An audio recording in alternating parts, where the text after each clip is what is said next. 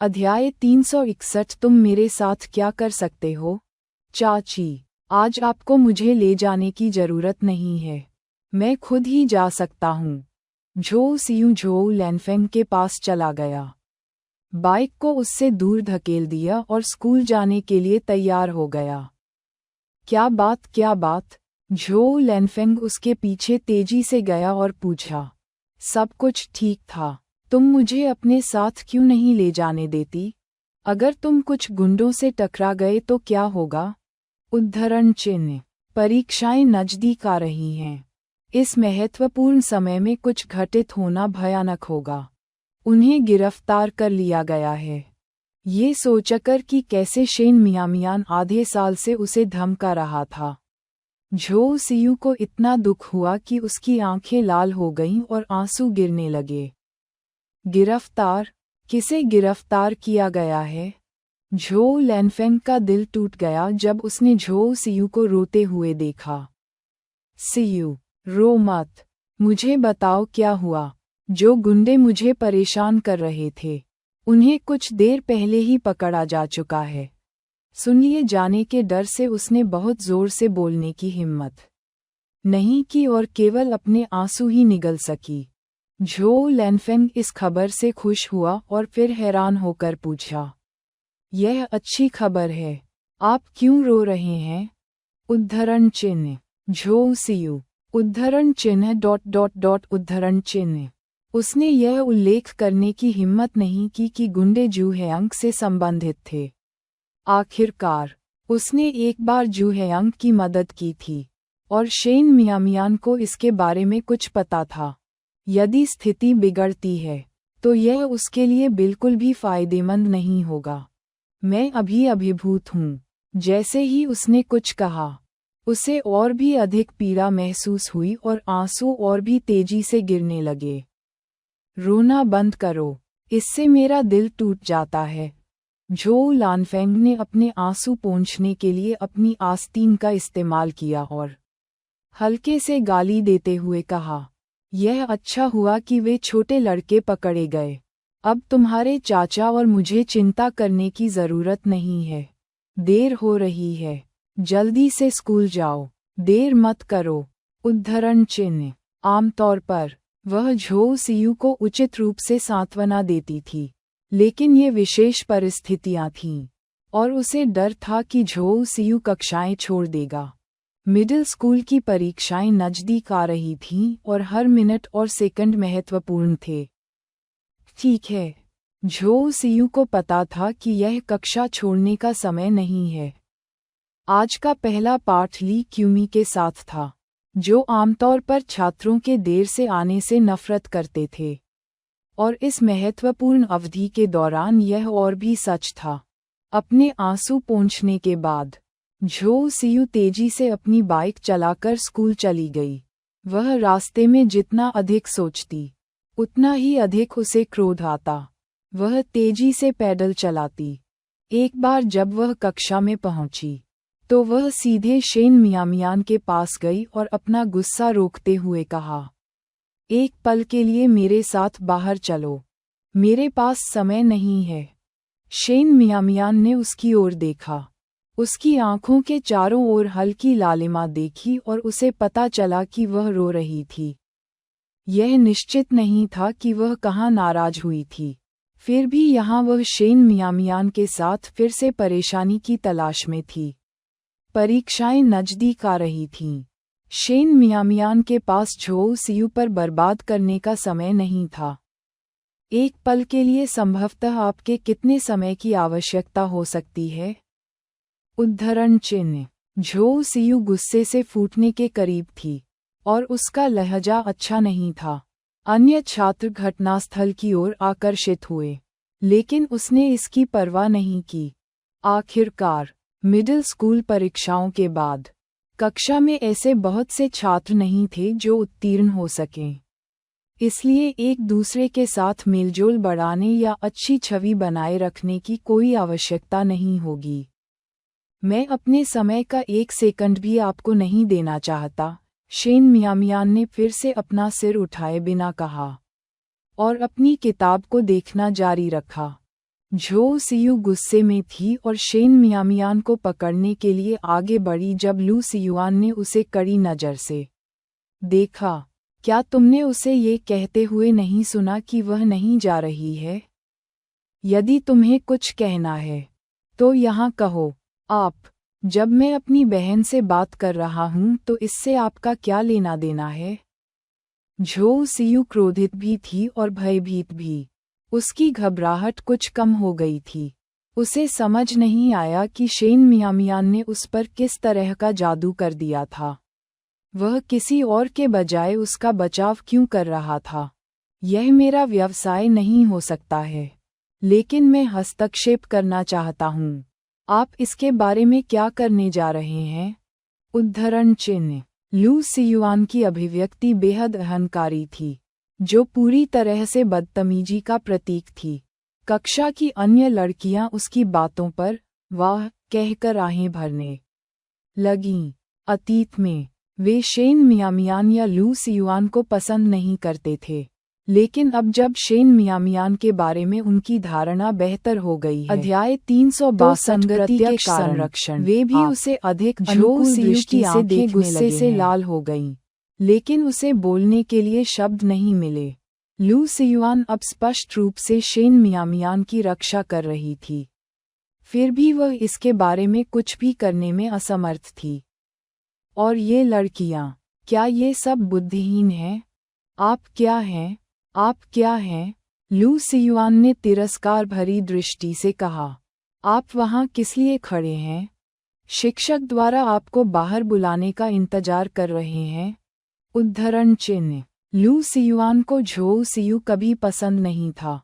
पहले तो उसे उससे परेशान होने की कोई परवाह नहीं थी क्योंकि वह शेन मियामियान से परिचित नहीं था, लेकिन अब उसे झो सियू परेशान करने वाला लगा और उसने कभी भी उसके प्रति अपना तिरस्कार नहीं छिपाया। उद्धरण चिन्ह उद्धरण चिन्ह। झो सियू का रंग पीला पड़ गया और बारी बारी से लाल हो गया। वह लू सियुआन को पसंद नहीं करती थी और उसे भी यह दृष्टि से देखती थी, लेकिन जब लू सियुआन उसे इतनी घृणा भरी दृष्टि से देखता था तब भी उसे अपना गौरव आहत महसूस होता था। फिर भी उसने लू सियुआन का सामना करने की हिम्मत नहीं की। इसलिए अंत में उसने अपनी सीट पर वापस जाने से पहले उसे और शेन मियामियान को घूर कर देखा। सियू, तुमने शेन मियामियान को बाहर जाने के लिए क्यों कहा? झाओ शिनलान ने उत्सुकता से पूछा। न केवल शेन मियामियान को लू सियुआन द्वारा संरक्षित किया गया था, बल्कि प्रिंसिपल और शिक्षक चेन भी उसके प्रति पक्षपाती थे, इसका दिखावा करते थे। अब शिक्षक ली शेन मियामियान के साथ झगड़ा करने की हिम्मत नहीं करेंगे। क्या यह अपमान की मांग नहीं होगी? आप क्या जानते हैं? उद्धरण चिन्ह। झो सियू को बेहद निराशा महसूस हुई, सीधे तौर पर शेन मियामियान का सामना करने में असमर्थ होने पर। उसने झाओ जिनलान पर अपना गुस्सा निकाला। आप मेरे साथ कठोर व्यवहार क्यों कर रहे हैं? झाओ जिनलान भी नाराज थे। मिडिल स्कूल की परीक्षाएं नज़दीक थीं और उसे अब झो सियू से मिलने जुलने की ज़रूरत नहीं थी। उसने चिढ़कर कहा, अगर तुम इतने सक्षम हो तो जाकर अपनी बहन पर इसका आरोप क्यों नहीं लगाते? उद्धरण चिन्ह। वह सिर्फ एक काया है जो कमजोरों को धमकाती है और ताकतवरों से डरती है। वह लंबे समय तक दिखावा नहीं कर पाएगी। झो सियू ने कुछ सोचा और उसका मूड अचानक थोड़ा बेहतर हो गया। चाहे वह पढ़ाई में कितनी भी अच्छी क्यों न हो, मेरे चाचा का स्कूल के माध्यम से थोड़ी जंगली नस्ल का समर्थन करने का कोई इरादा नहीं है। भले ही वह पूरी दुनिया में प्रथम स्थान पर हो, फिर भी यह बेकार है। विश्वविद्यालय जाने वाला वह और वह अकेला होगा।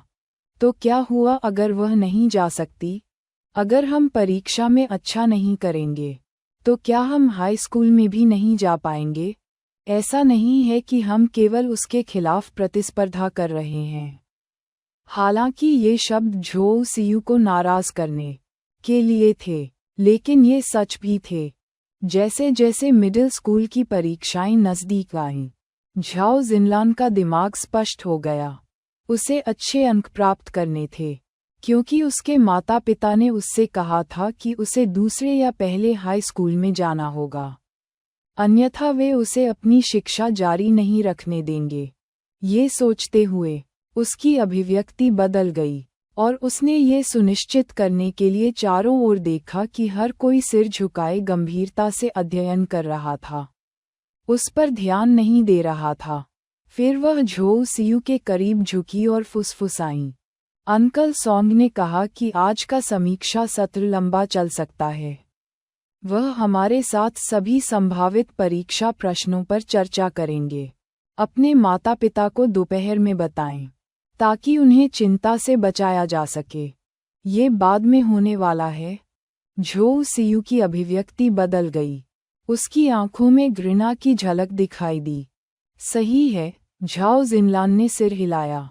उन्होंने कहा कि आज वह जिन विषयों पर बात करते हैं, उनके परीक्षा में शामिल होने की 80% संभावना है। उद्धरण चिन्ह उद्धरण चिन्ह।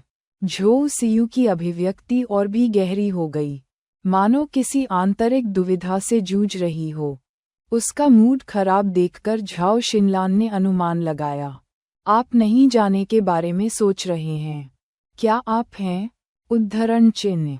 अध्याय 364 स्टाइल मुद्दे। झोउ सियू वास्तव में अब और नहीं जाना चाहती थी, लेकिन झाओ शिनलान ने अभी जो भाषण दिया वह उसके लिए बहुत आकर्षक था। यदि वह नहीं जाती, तो अपने ग्रेड के साथ तीसरे सर्वश्रेष्ठ हाई स्कूल में प्रवेश पाना भी मुश्किल होता। दूसरे सर्वश्रेष्ठ का तो जिक्र ही नहीं। लेकिन अंकल सॉन्ग की भद्दी निगाहों के बारे में सोचकर उसे अत्यधिक घृणा महसूस हुई। हर बार जब वह उसे कोई समस्या बताता, तो वह अनावश्यक रूप से उसके करीब आ जाता था, और कई बार तो उसका चेहरा लगभग उसके चेहरे के विपरीत होता था, यहाँ तक कि वह अपने निचले शरीर को भी उसके खिलाफ रगड़ता था। मूल रूप से झोउ सियू इन चीजों के बारे में काफी भोली थी, लेकिन जब से उसने झाओ जिनलान द्वारा दी गई किताब पढ़ी, उसे कुछ समझ में आ गया था, और वह जानती थी कि अंकल सॉन्ग की ट्यूशन उतनी सीधी नहीं हो सकती जितनी लगती है। आज रात को ट्यूशन चलने वाली थी, और उसे लग रहा था कि कुछ बुरा हो सकता है। उसे प्रतिबद्ध होने में झिझकते हुए देखकर झाओ शिनलान ने उसके मन की बात समझी। सियू, तुम्हें वास्तव में इस बारे में सोचने की ज़रूरत है। अंकल सॉन्ग की ट्यूशन के बिना मेरी तो बात ही छोड़िए, आपके पास भी हाई स्कूल में प्रवेश पाने की बहुत कम संभावना है। अंकल सॉन्ग 9वीं कक्षा को पढ़ाते थे, और यह केवल इसलिए है क्योंकि वह मेरे चाचा का सम्मान करते हैं, इसलिए वह हमें पढ़ा रहे हैं। इस अवसर को गंवा दो, और कोई दूसरा नहीं होगा। इसका उल्लेख किए बिना झोउ सियू पहले से ही झिझक रहा था। इससे वह और अधिक अनिश्चित हो गई। क्या आचरण संबंधी मुद्दों के कारण उन्हें पहले पढ़ाने से नहीं रोका गया था? उद्धरण चिन्ह। सॉन्ग झेंगुओ कई साल पहले उनके स्कूल की 9वीं कक्षा के शिक्षक थे, और आचरण के मुद्दों के कारण उन्हें पढ़ाने से बर्खास्त कर दिया गया था। यह कोई ऐसी चीज नहीं थी जिस पर स्कूल को गर्व था, और आमतौर पर इस पर चर्चा करने की अनुमति नहीं थी। लेकिन आसपास रहने वाले सभी लोगों को इसकी जानकारी थी। वह कोई और था जो उसे फंसा रहा था। अंकल सॉन्ग ऐसा नहीं है, झाओ जिनलान ने खींचे हुए चेहरे के साथ कहा।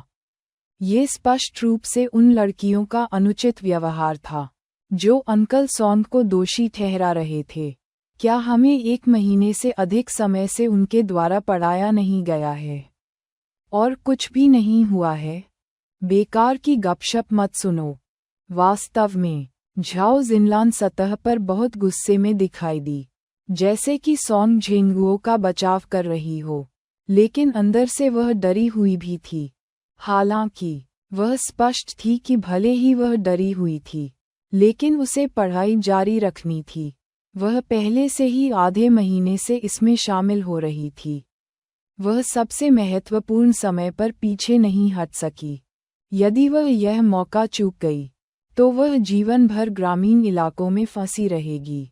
हाई स्कूल में दाखिला लेकर वह कम से कम 3 साल तक शहर में रह सकती थी, और नौकरी की तलाश में उसे प्राथमिकता मिलेगी। अगर वह भाग्यशाली रही और उसे शहर में एक पति मिला, तो उसका जीवन बहुत बेहतर होगा, और उसे इस कीचड़ भरे ग्रामीण इलाके में कभी वापस नहीं लौटना पड़ेगा। तुम किस लिए जल्दी कर रहे हो? झो सियू की अभिव्यक्ति में भी खटास आ गई। मैंने कभी नहीं कहा कि वह उस तरह का व्यक्ति था। क्या मैंने कहा था? उद्धरण चिन्ह। तो आप जा रहे हैं या नहीं? झाओ शिनलान ने धमकी दी। अगर तुम नहीं जाओगे, तो मैं आज रात अंकल सौंग को बता दूंगा, और तुम्हें पछतावे के साथ जीना होगा। अंकल सौंग हर साल 1 या 2 छात्रों को हाई स्कूल में पढ़ाते हैं। अगर यह हमारे अच्छे रिश्ते के लिए नहीं होता, तो वह आपसे परेशान भी नहीं होते। किसने कहा मैं नहीं जाऊंगा? उद्धरण चिन्ह। झो सियू ने हताशा में अपने दांत बींच लिए। उसकी आंखें एक अटूट संकल्प से भर गईं। वह दूसरे सर्वश्रेष्ठ हाई स्कूल में प्रवेश पाने के लिए कोई भी कीमत चुकाने को तैयार थी। फिर अपनी चाची को दोपहर के समय बताना याद रखें। झाओ शिनलान ने राहत की सांस ली और उसके स्वर में सुधार हुआ।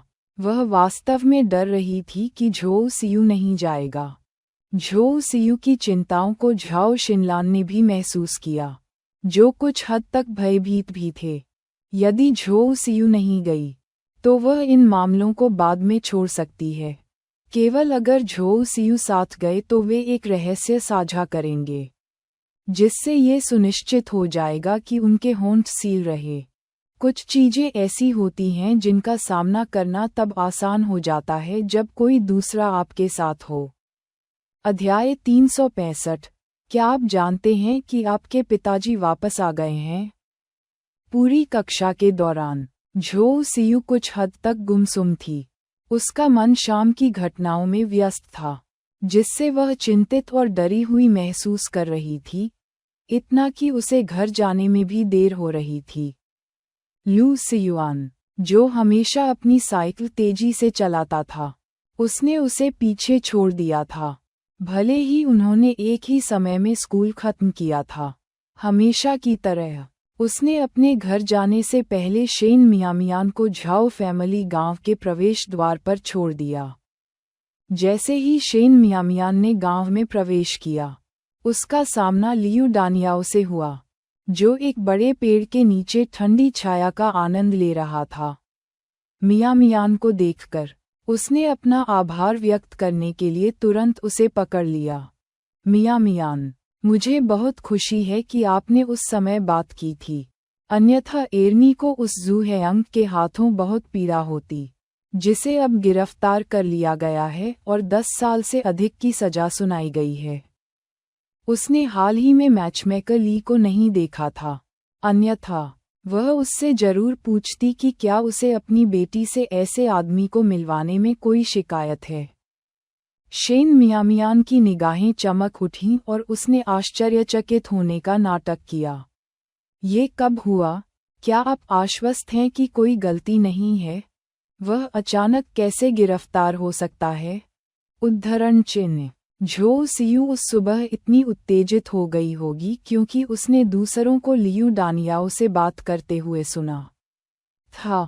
कोई गलती नहीं है, लियू डानियाओ बहुत निश्चित थे। किसी ने मुझे आज सुबह ही बताया। उन्होंने मुझे बहुत स्पष्ट रूप से बताया कि वह जेल में क्यों है।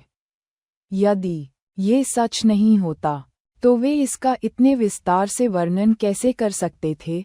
उद्धरण चिन्ह। मुझे उम्मीद नहीं थी कि मेरी आकस्मिक टिप्पणी वास्तव में मददगार होगी, शेन मियामियान ने मुस्कुराते हुए कहा। बिल्कुल, आप एक वास्तविक जीवन रक्षक रहे हैं। उद्धरण चिन्ह। अगर इस घटना के घटित होने से पहले एर्नी और जू हेयंग की सगाई हो गई होती, तो जू हेयंग के हर उल्लेख पर एर्नी का नाम सामने आता, कुछ लोग उसकी प्रतिष्ठा को भी बदनाम कर सकते थे। ये सुझाव देते हुए कि एर्नी उसके पतियों के लिए दुर्भाग्य लेकर आए, जो काफी दुर्भाग्यपूर्ण होगा। अब तक सभी छात्रों को स्कूल से छुट्टी दे दी गई थी और दोपहर का भोजन बनाने का समय हो गया था। जैसे ही वह शेन मियामियान के घर चली गई, लियू डानियाओ ने लापरवाही से पूछा, क्या आप जानते हैं कि आपके पिता वापस आ गए हैं? उद्धरण चिन्ह। मेरे पिता वापस आ गए? शेन मियामियान अचंभित रह गया। उसके पिछले जीवन में उसके पिता ने ये सुनकर कि झोउ सियू को दूसरे मिडिल स्कूल में स्वीकार कर लिया गया है, मिडिल स्कूल की परीक्षा के बाद ही घर आने के लिए छुट्टी ले ली थी। इस बार वह पहले क्यों लौट आया? लियू डानियाओ शेन मियामियान की प्रतिक्रिया से बेखबर जारी रखा। आपके पिता ने इस यात्रा में काफी पैसा कमाया होगा। वह आज सुबह ही वापस आए हैं और दोपहर में ही कीलें वगैरह खरीदने चले गए और कहा कि वह आपके घर की खिड़कियां ठीक करना चाहते हैं। यदि वह कुछ और वर्षों तक काम करते हैं तो आपका परिवार एक नया घर बना सकता है। अब सुधार और खुली नीति के साथ व्यापार करने की अनुमति दी गई। पिछले 2 वर्षों में बहुत से लोग अमीर बन गए हैं, यहाँ तक कि करोड़पति भी। पड़ोसी शहर में शादी में बेटी देते समय दूल्हे के परिवार से एक नया घर बनाने की मांग करना आम बात हो गई थी। उसे नए घर के लिए भी बचत करने की आवश्यकता होगी। हालांकि उसका बेटा अभी भी छोटा था, फिर भी साल जल्दी बीत जाएंगे। बचत के बिना वह केवल दूसरों से ईर्ष्या करती जो अपने पोते पोतियों के साथ का आनंद लेते। स्कूल में 2 बच्चों के साथ ये संभावना नहीं है कि हम अगले कुछ वर्षों में एक नया घर बनाएंगे, शेन मियामियान ने एक कड़वी मुस्कान के साथ कहा।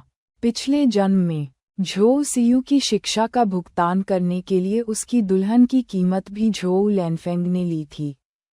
सियू के स्नातक होने के कई साल बाद ही उनके घर को एक नए टाइल छत वाले आवास में पुनर्निर्मित किया गया था, जो गांव में ऐसा करने वाला आखिरी घर था।